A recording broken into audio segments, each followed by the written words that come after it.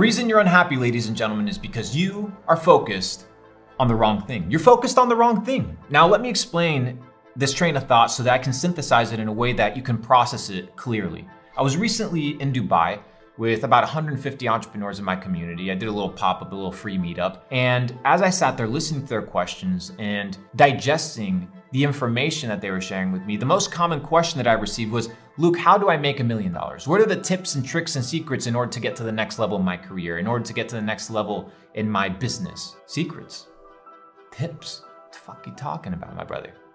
Tips, secrets to success? You're focused on the wrong thing. You're focused on the $1 million. No wonder you're unhappy. You're focused on that which you cannot control. No wonder you can't achieve anything. You're focused on the wrong thing. Now, there's a verse in the Bible that says, "Do not be fooled. God cannot be mocked. As a man sows, so shall he also reap." Now, what does this mean? This means that for everything that you input, you will output in equal proportion. How foolish would it be for a farmer to look at the soil, stare at the soil 24/7, curse at the soil, be upset and depressed, expecting fruit when he has planted nothing, when he has not carefully watered and supervised the growth of his labor? It is stupid. Yet we do the exact same thing in our own lives. We expect a result without putting anything in. We expect an output that we cannot control, yet that which we can control, which is the input, we do not focus on. My friend, if you want to get to the next level in your career, let me tell you one thing. You must not be focused on the next level of your career. You must be focused on the input, that which you can control. So let me ask you, what can you control today? Well, you can control when you show up.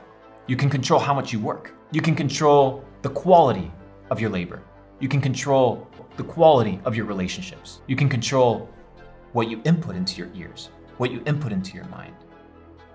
But nobody wants to focus on that because it's too laborious. It requires too much patience. My friend, patience is bitter, but its fruit is sweet. So the reason you are unhappy is because you want something that you have not worked for. You want something that you have not earned. And that which you earn will come to you in due time and in due process. But you must be focused on putting in the hours, the energy, the attention, the dedication in order to receive that which you want. You look at the podium and you look at these champions receive trophies and medals, and you assume that they just landed there.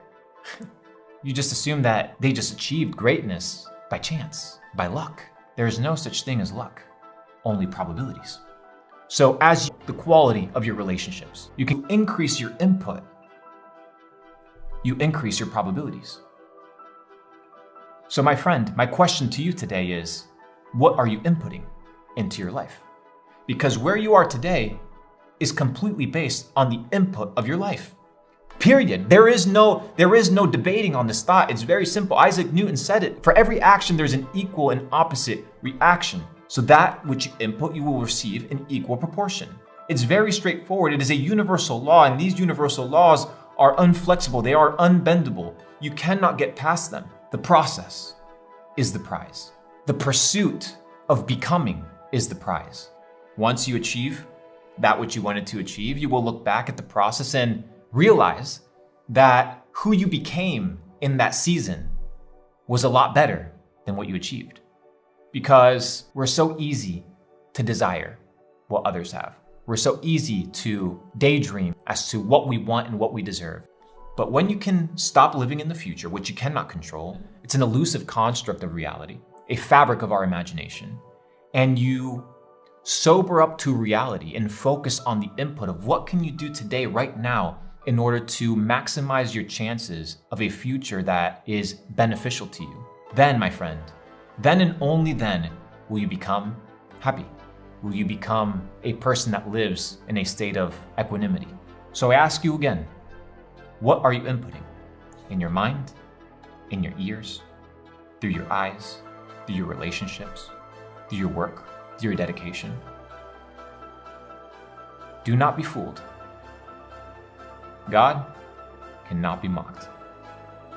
That which a man sows, so shall he also reap. Walk with power, walk with truth.